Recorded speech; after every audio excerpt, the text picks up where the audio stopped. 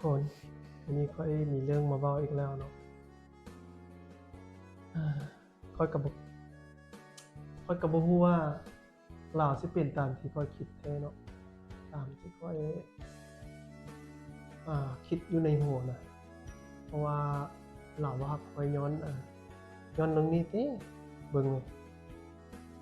ข้อยสิให้เบิ่งข้อยบ่มีแรงเลยตอนนี้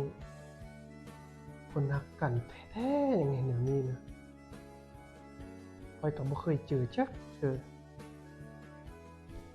นี่ลาวว่าลาวดีว่าซั่นเบิ่งลาวโทรลมนำผู้บ่าวทุกคืนอยู่อีต้นก็แน่ติคนรักกัน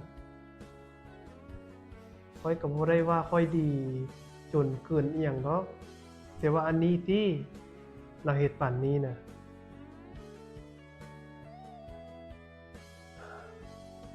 ข้อยส่งโคดออกมาแล้วเนาะ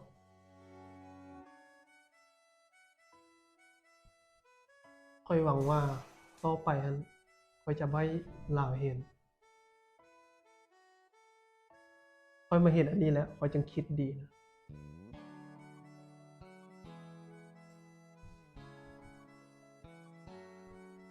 ตัดใจ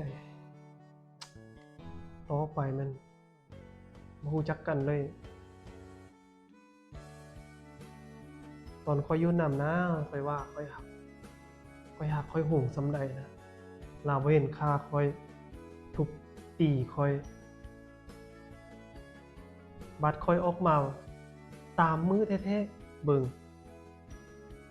โทรลมนำผู้บ่าวทุกคืนเอาลง Story อีกแล้วคันบ่เบิ่ง Story ก็บ่ฮู้แหละคันข้อยบล็อกเฟซนั่นแล้วเลยข้อยบ่เห็นหยัง